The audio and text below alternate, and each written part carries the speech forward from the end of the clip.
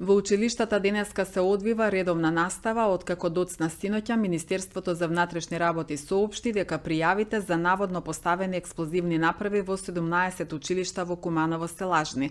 Во соопштението на МВР испратено до медиумите се вели: во СВР Скопје и СВР Куманово пријавено е дека на имејл адресите во 30 училишта во Скопје и 17 училишта во Куманово пристигнати се пораки за наводно поставени експлозивни направи во училишта.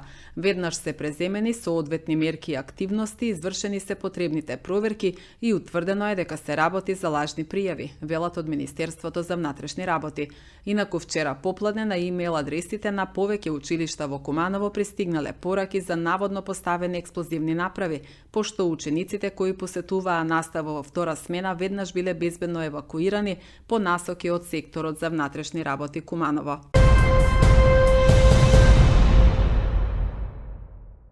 Во населбата Јане Сандански, или позната како Бабиндол, синоќа било пожарен патнички автомобил. Пожарот го искаснала екипа на територијалната противпожарна единица од Куманово, а интервенцијата траела околу 45 минути, информираа утрово од регионалниот центар за управување со кризи. Причината за пожарот, како и висината на материјалната штета, допрева ќе се утврдуваат.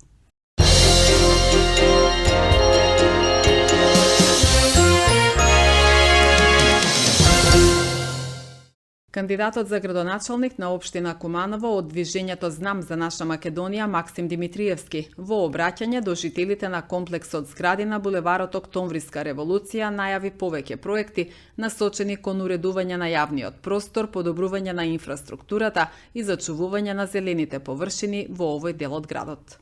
Поштовани граѓани кои што живеете овде на комплексот згради Октомвриска револуција, да ви информирам дека во следниот мандат сите партерни содржини околу вашите згради ќе бидат уредени. Воедно ќе бидат проширени сите постоечки паркинг простори, уредно одбележени и составен дел на втората зона за паркирање, која што ќе биде целосно бесплатна за сите вас кои што сте со место на живење овде со адреса.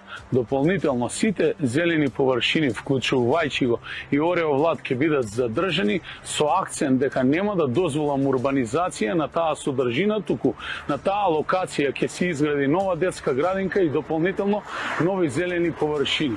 Значи сметам дека Куманово не заслужува таков тип наградби, особено во централно градско подрачје. А за тоа ќе отвориме нови градежни зони каде што инвеститорите ќе можат да продолжат да инвестираат и градот да се шири надвор. Ве повикувам масовно да излезете во недела и да ја дадете вашата подршка за мене, вашиот кандидат Максим Димитриевски, бидејќи сметам дека Куманово заслужува континуитет и да продолжи да расте, да се развива и да се гради.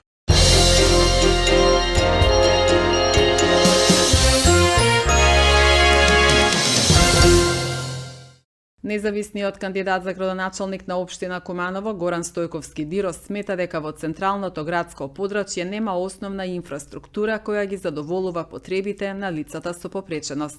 Прво можете да видите гранитни плочи кои се нерамат. Поставам едно прашање. Како лице со попреченост ќе може да функционира новој мал поштар? Нема ниту една прописна пристапна рамка. Погледнете катната гаража. Ниту од спратна катна гаража, ниту од долу лице со потреченост не може да излезе на мал поштар.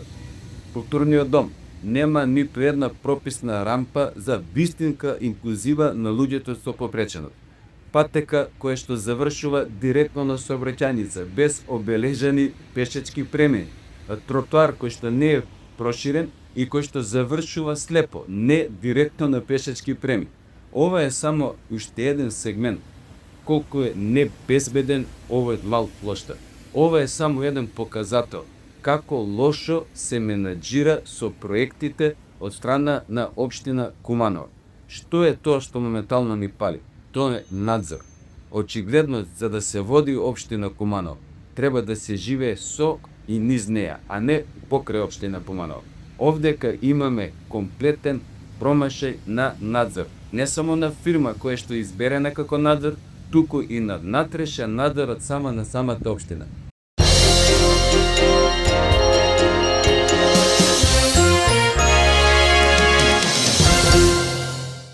Амбасадорката на Кралството Холандија Узлем Џанел вчера го посетила транзитниот центар за мигранти во Табановце. На средбата присуствувале и директорот на Центарот за управување со кризи Мухамед Али и раководителот на секторот за операции и координација Горан Стојановски. На средбата се разговарало за подобрување на институционалната координација, комуникацијата меѓу надлежните служби и грижата за мигрантите, со акцент на почитување на меѓународните договори и протоколи.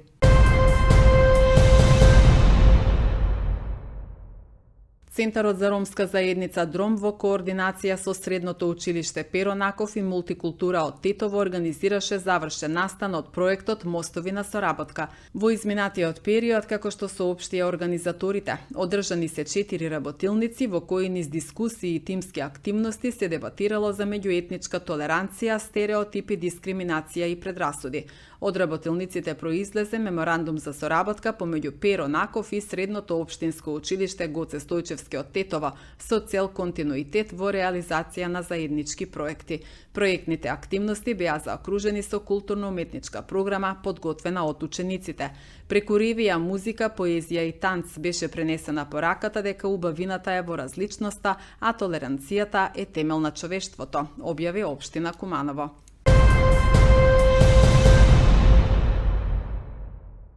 Од дневниот билтен на Министерството за внатрешни работи ги издвојуваме настаните. Секторот за внатрешни работи Куманово поднесе кривична пријава против 48 годишен скопјанец, управител на правно лице, поради постоење основи на сомненија за сторено кривично дело, тешки дела против општата сигурност.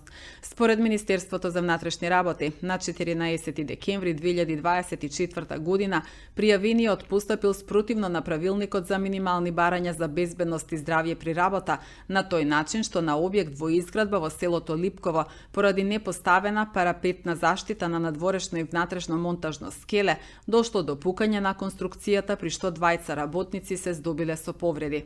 21 годишен кумановец изминатата вечер пријавил дека со неговиот роднина биле нападнати во угостителски објект на булеварот Октомвриска револуција. Според пријавата, тие биле нападнати со тврд предмет од неколку лица. Полицијата презема мерки за расчистување на случајот.